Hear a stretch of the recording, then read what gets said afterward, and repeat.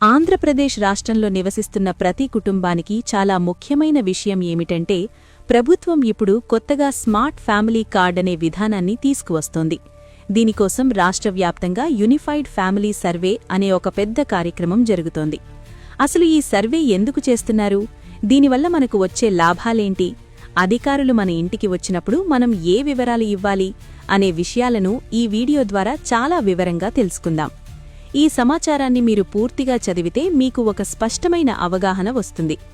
ప్రస్తుతం మన రాష్ట్రంలో గ్రామ మరియు వార్డు సచివాలయాల ద్వారా ఈ సర్వే పనులు జరుగుతున్నాయి. ప్రభుత్వం ఒక పక్కా ప్లాన్ ప్రకారం ఈ సర్వేను నిర్వహిస్తోంది. మీ ఊరిలో లేదా మీ ఏరియాలో ఉండే సచివాలయం సిబ్బంది నేరుగా మీ ఇంటికే వస్తారు.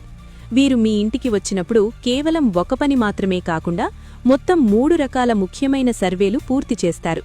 అందులో ఒకటి సిటిజన్ ఈకేవైసీ, రెండోది వాట్సాప్ గవర్నెన్స్ మరియు మూడోది అత్యంత కీలకమైన యూనిఫైడ్ ఫ్యామిలీ సర్వే.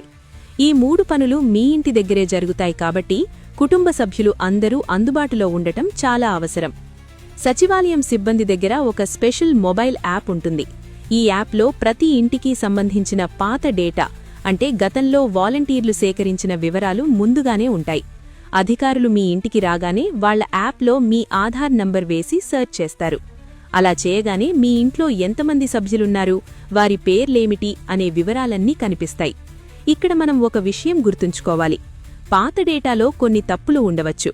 ఉదాహరణకు మీ ఇంట్లో లేని వ్యక్తుల పేర్లు మీ లిస్టులో ఉండవచ్చు, లేదా మీ కుటుంబంలో ఉన్నవారి పేర్లు లేకపోవచ్చు. ఇలాంటి తప్పులన్నీ సరిచేయడానికే ప్రభుత్వం ఇప్పుడు ఈ కొత్త సర్వే చేస్తోంది. అధికారులు సర్వే మొదలుపెట్టినప్పుడు ముందుగా మీ కుటుంబంలో ఎవరైనా చనిపోయారా లేదా ఎవరికైనా పెళ్లయ్యి వేరే ఊరు వెళ్లిపోయారా అని అడుగుతారు. ఒకవేళ మీ ఇంట్లో ఉన్న ఆడపిల్లలకు పెళ్లైపోయి వాళ్లు అత్తగారింటికి వెళ్లిపోతే వారి పేరును మీ లిస్టు నుండి తీసేస్తారు. అలాగే ఎవరైనా విడాకులు తీసుకున్నట్లు అయితే ఆ విషయాన్ని కూడా నోట్ చేసుకుంటారు. చాలామందికి ఉండే ఒక పెద్ద సమస్య ఏంటంటే వాళ్ల ఇంట్లో ఎవరో తెలియని వ్యక్తుల పేర్లు కనిపిస్తూ ఉంటాయి. దీన్ని రాంగ్ మ్యాపింగ్ అంటారు. ఈ సర్వేలో అలాంటి తెలియని వ్యక్తుల పేర్లను మీ ఫ్యామిలీ నుండి తొలగించే అవకాశం ఉంది. దీనివల్ల మీ ఫ్యామిలీ డేటా చాలా క్లీన్గా మారుతుంది.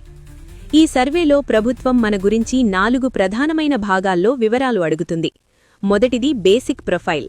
ఇందులో మీ పేరు, మీ జెండర్ అంటే ఆడ లేదా మగ అనే వివరాలు మరియు మీ పుట్టిన తేదీ ఉంటాయి. ఒకవేళ మీ పుట్టిన తేదీ తప్పుగా ఉంటే అక్కడికక్కడే మీ ఆధార్ కార్డ్ చూపిస్తే వాళ్లు అప్డేట్ చేస్తారు. అలాగే మీరు ఆంధ్రప్రదేశ్ రాష్ట్రంలో ఎంతకాలం నుండి ఉంటున్నారు అనే ప్రశ్న కూడా అడుగుతారు.